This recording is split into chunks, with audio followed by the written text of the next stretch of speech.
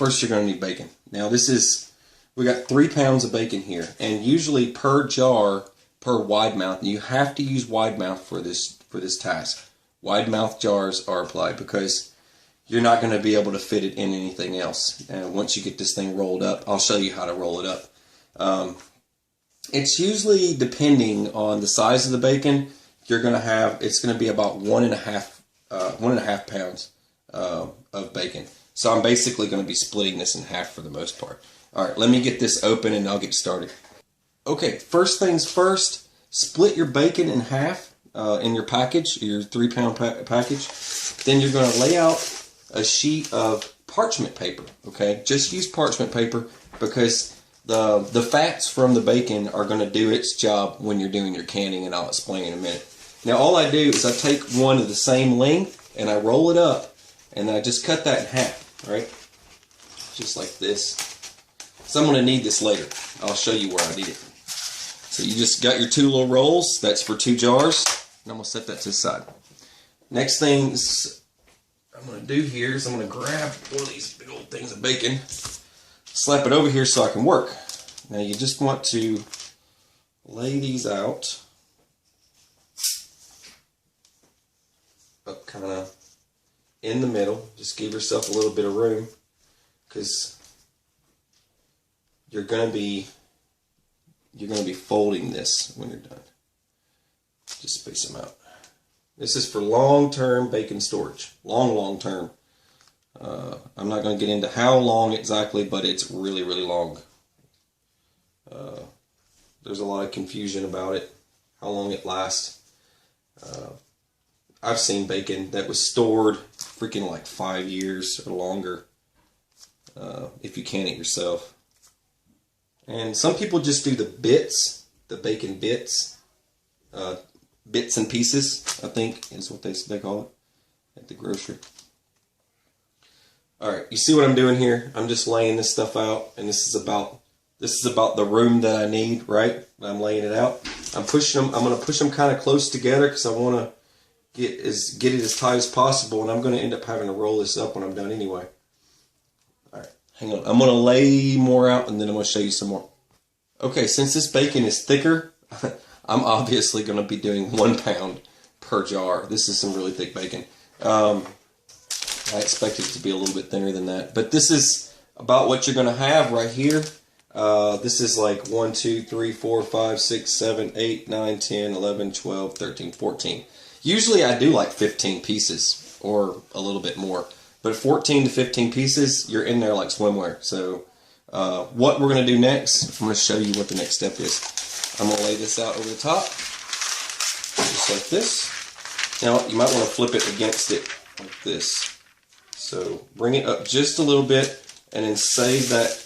You got that inch of room down there, right? Now all I'm going to do with this, just gently and then briskly, briskly flip this over.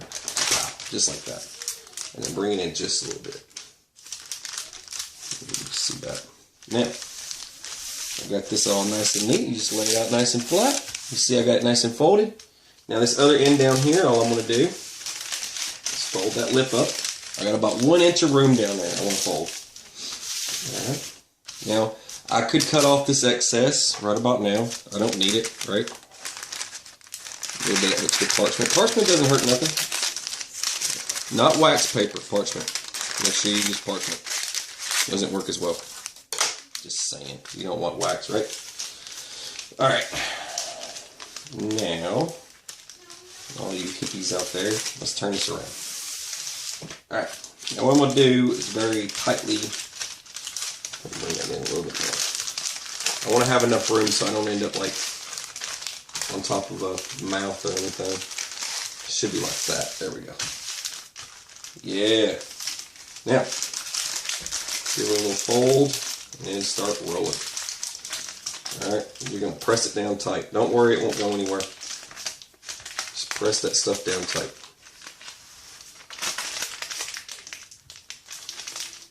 It's going to be like a meat roll-up. You'll see what I'm talking about here in a minute. Just going to keep tucking it in and rolling it. Yeah, I figured do 1 pound per This is kind of some fatty bacon, and I want to make sure it goes in the wide mouth okay. Alright, so I got one meat roll. Pretty neat, huh? I've got one complete meat roll ready to go for my jar, and now I've got to do the next one, so hang tight. Okay, guys, gals, children of all ages, there's three bacon meat roll-ups, and now I just have to boil some jars. Okay, rule of thumb, keep everything hot. Say hi. Alright, rule of thumb, keep everything hot, right? So she's got the jars, they're sterilized. All she does is just get some hot water going. She soaks the jars in it and just lets them get hot, and kills any funky, germy microorganisms. Alright, hang on. Alright, then all you do, you take your meat roll-up, right? And you get your super hot jar without burning your hand. Just drop it on in there. Now, some of these are just a little bit thinner, so they're a lot easier for me to do. I don't have to twist and yank them around like this big guy. This big guy right here is probably going to give me a little bit of problems. You'll see it's not that easy for all you guys and gals that are watching. Alright, okay, not bad. And you just give her a nice push down just like that. Remember, 1 inch from the top, right? Same thing applies when you're canning meat with bacon. Alright, keep them, just kind of give them a little push in there. My hands are clean, I just got done washing them, so. Try not to touch the rings. Yeah, don't touch the rings. Alright, what's next? The lids need to be boiled for a minute. And then the rings don't boil. She's boiling the rings. Boiling the My lids. mechanical, my magnet thing went. Oh, okay. Technical difficulties. Alright, hang on a second. Alright, she's getting a paper towel to wipe the top off, and all you do, I got this magnetic tool in the tool section in AutoZone, and all I do is I boil it. No reason to spend tons of money. Alright, next one. You already wiped all of them off? Mm-hmm. Alright, good. So that way I can fish these out without burning my hand or trying to use something else. Just like that. And just like that. I feel like I'm dealing with chemicals. But yeah, you got to keep everything sterile. Alright. 1 sec. Alright, we got our canner out. I've got to put the rings on without burning my fingers, but the good thing is that she's already got the water in there. Let me go ahead and set them in. Mm-hmm. Now it's 10 pounds of pressure, 75 minutes for the pints, but I don't know how you do bacon in a pint anyway. But for the quarts, it's 90 minutes.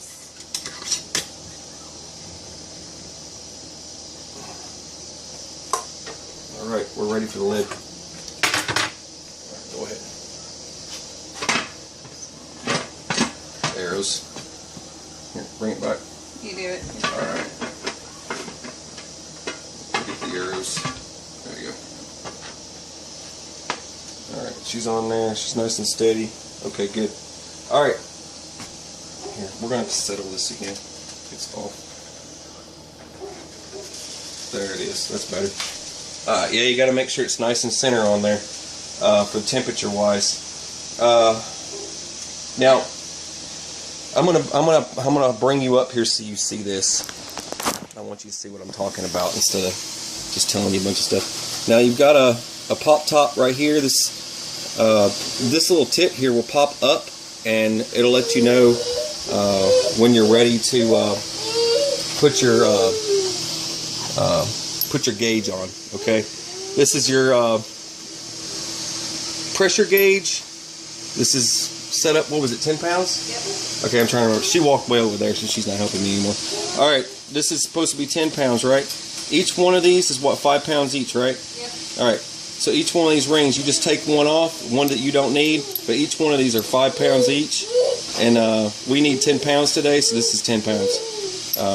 But once this tip pops up, we apply this, and then once this thing starts shaking back and forth, that's when we start our time, okay? All right, hang on. All right, so you see there, the little tit has popped up, and she's steaming like crazy, right? Now all I'm gonna do, grab my 10 pounds, put it right on there like that. Now we're gonna wait for that to start rattling, then I can start my time. All right, so it's shaking. So we start our time right now, and we are at 2:38. There we go. How long? 90 minutes. That's right, 90 minutes. All right, 90 minutes. Okay, hang on. Now when this thing's running its course, I just want to tell you guys real quick. When it's running its course, we usually keep it right about on 8. So it stays kind of a like steady temp, alright? And this is about what it's going to be like and what it's going to sound like while it's running. Nice steady temperature. And keep in mind, we did a dry pack, right? So the bacon that we put in there is, we didn't put any liquids in the jar, just so you guys know. It's going to do its own thing. It's going to cook itself, and the fats are going to seal the deal for the most part with the parchment paper. So it's going to kind of do its own thing for its long-term use.